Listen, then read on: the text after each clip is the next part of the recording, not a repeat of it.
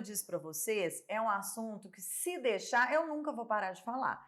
Porque quanto mais a gente conversa sobre isso, mais as situações práticas elas vão vir na nossa mente, né? Então eu imagino sim que da mesma forma que isso está acontecendo para mim, isso está acontecendo para você também. Você começa a fazer paralelos com situações que você vivenciou no seu dia a dia, né? Então vamos buscar entender um pouquinho mais sobre essas peculiaridades da lei, das normas de uma forma geral, para que a gente consiga então avançar nesses raciocínios, que eu quero que você faça isso sozinho, né? Que você comece a fazer esse raciocínio sozinho.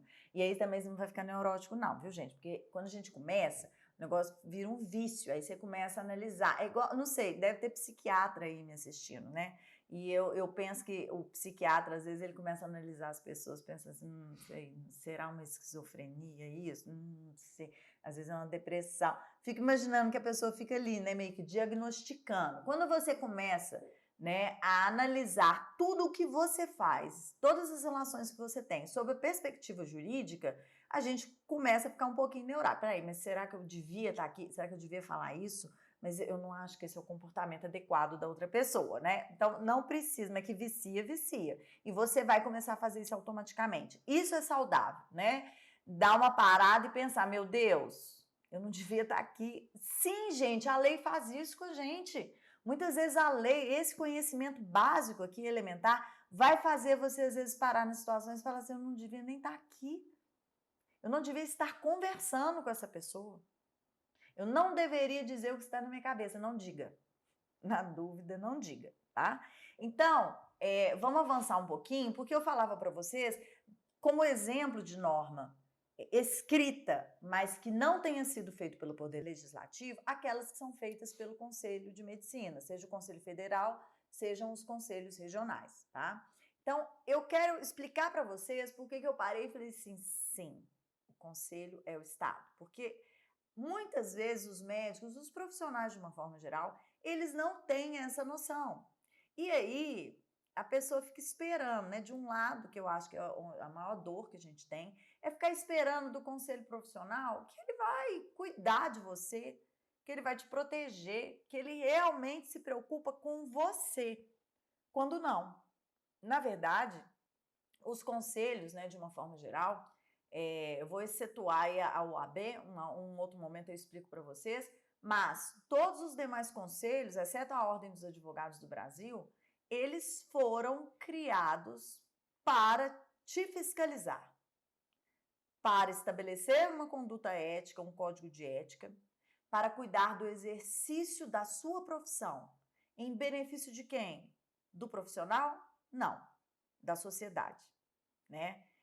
E aí você começa a entender, bom, embora o seu código de ética ele seja inaugurado, primeiro trazendo princípios e depois direitos para você, poucos direitos, né? E esses direitos, então, eles vão te ser noticiados, eles não estão ali no código de ética porque o conselho vai defendê-los para você, não. Nos seus direitos, você pode se socorrer no código de ética e falar assim, olha aqui o que o meu código de ética fala. Respeite o meu direito, né?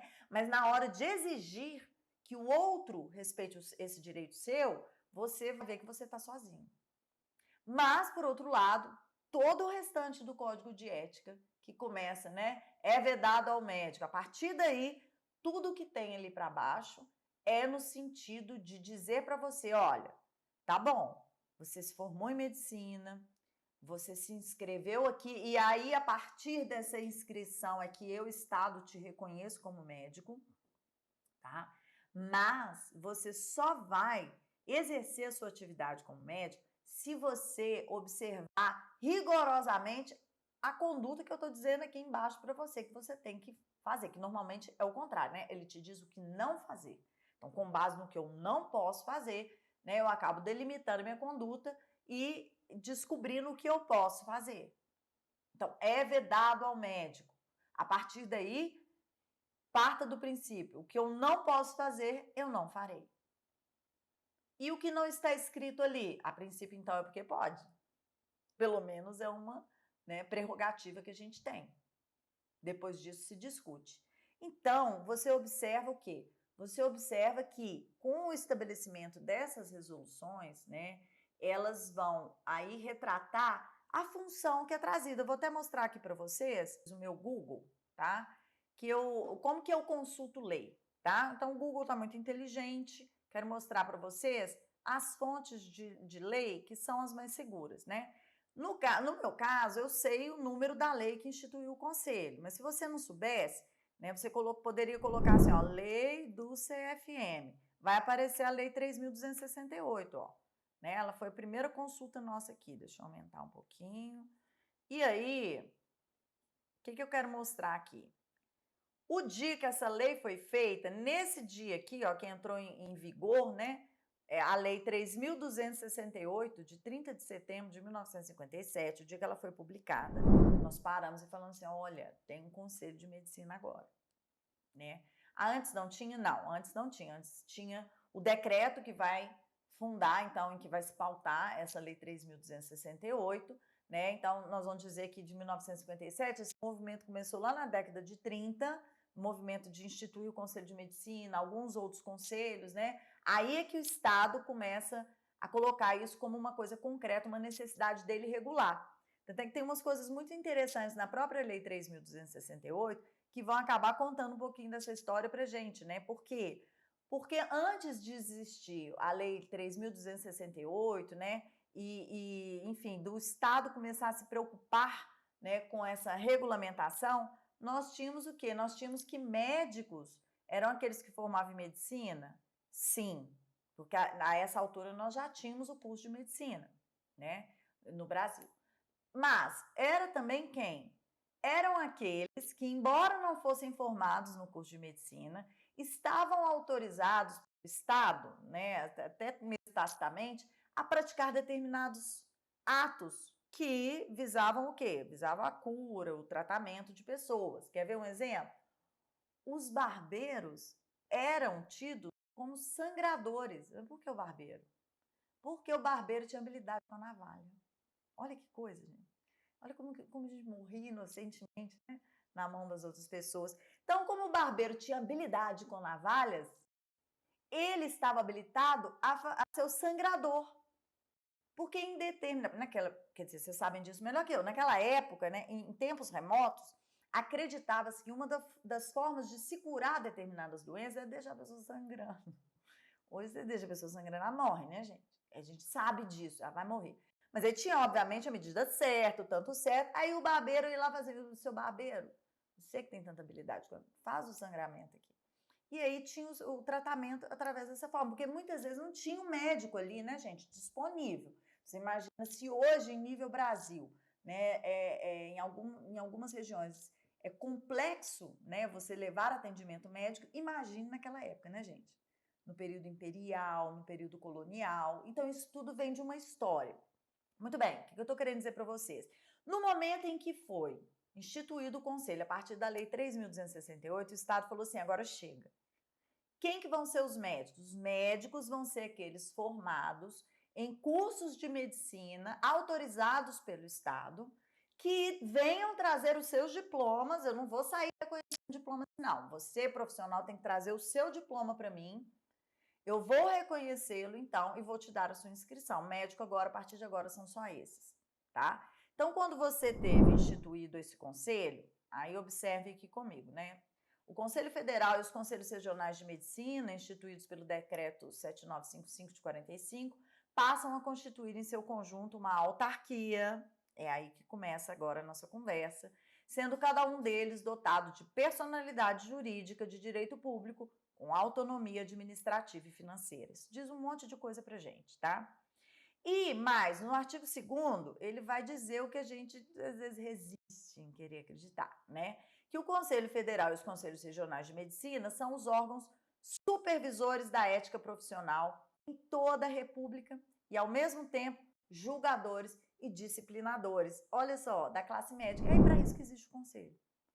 Para estabelecer a sua ética, para te fiscalizar, para te julgar em nome dessa disciplina, em favor dos pacientes. Então, os conselhos, todas as profissões que têm conselho profissional, foram criados para quê? Para defender a sociedade dos profissionais no caso de abusos, né, gente? Não é assim, todo médico, a gente está contra o médico, não. É no caso de abuso, no caso de não agir corretamente, conforme que está determinado, certo? Isso é muito importante, e aí eu vou colocar aqui para vocês um slide, tá? Que é o seguinte, né? Eu quero mostrar aqui nesse slide para vocês de onde que surge, então, essa situação, que posição que é essa do Conselho dentro do Estado, tá? Então, nós temos aí, conforme você está vendo no slide, a administração pública, que nós chamamos de administração pública direta, e você está vendo aí no slide que tem uma administração pública indireta. O que isso quer dizer? Imagine você o Estado, né, constituído, como a gente ouve dizer, o Estado tripartido, que é o nosso modelo aqui no Brasil, em que você tem o poder executivo, o poder legislativo e o poder judiciário, certo? Muito bem. Nessas três funções, que são funções típicas de Estado, só o Estado pode exercê-las, nós temos o poder executivo. Então, nós dizemos assim, o poder legislativo, trocando em miúdos, né, gente? Faz leis. Poder judiciário, julga. Poder executivo, aí você vai na onda e fala, executa. Sim, executa. Executa o quê? O serviço de Estado.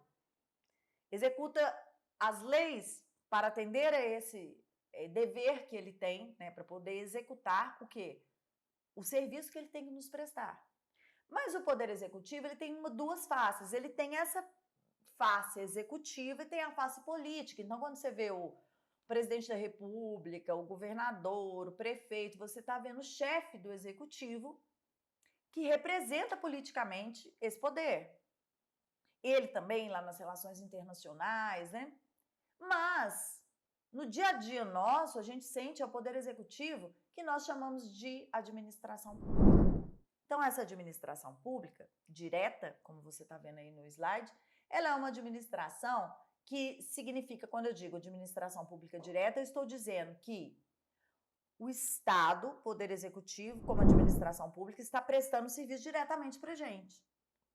Então, ele faz isso exclusivamente naquele serviço em que ele não pode individualizar. Então, por exemplo, segurança nacional. A segurança nacional nos é ofertada de forma, vamos dizer assim, igual o tempo todo, e você não vê, você fala, ah lá, segurança nacional, você não fala, você não pensa isso.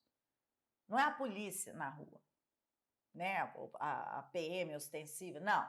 Segurança nacional. O país não está sendo invadido, né? Nós não estamos sofrendo nenhum atentado, então é porque está tendo segurança nacional. Você não vê, o Estado não consegue falar assim, olha, hoje eu dei segurança nacional para o João, para a Maria, para o Antônio. Ele não consegue fazer isso. Ele ofertou o serviço, ele executou o serviço de segurança nacional em todo o território nacional, para todos os cidadãos, de forma igual. Então, esse serviço, ele não consegue passar para ninguém fazer.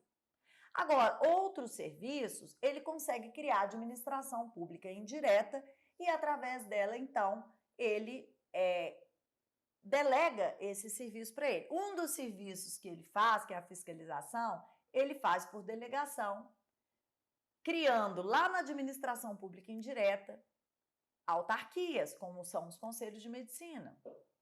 Então, você tem que os ministérios, lá na administração pública direta, você tem basicamente, né, em nível federal, presidência da República e ministérios, tá? Então, tem outros órgãos, mas nós vamos focar nesses dois. Os ministérios, eles, a partir dele, normalmente, né, as autarquias, elas vão ser vinculadas aos ministérios. Então, o ministério decide, fala, ó, estamos precisando criar uma autarquia aí para fazer determinado serviço, né?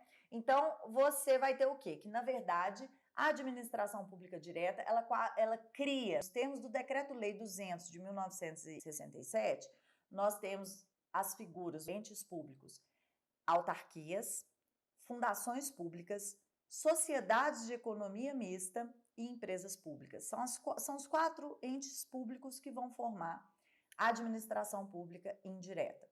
Desses 4, a autarquia é o único que é 100% pessoa jurídica de direito público. Os demais não. Eles têm um misto, cada qual conforme determina o decreto-lei, mas eles têm um misto entre a participação do Estado e da iniciativa privada. Toda a autarquia é criada por uma lei. Então, vou dar um outro exemplo de autarquia para vocês, né? Além do Conselho Federal de Medicina, você tem, por exemplo, a ANS, a Agência Nacional de Saúde. que é uma autarquia muito mais especial do que uma autarquia como é o Conselho. Por quê? Todas as autarquias no nosso sistema jurídico que são criados como agências, só de ser uma agência, a gente já sabe que ela é ultra especial. Porque ela vai receber um plus. Eu li aqui na lei para vocês, né, que a autarquia, no caso aqui o conselho, ele teria autonomia administrativa e financeira. Uma agência, por exemplo, né, que é uma autarquia ultra especial, ela vai ter, além de autonomia financeira, a autonomia administrativa, vai ter autonomia política.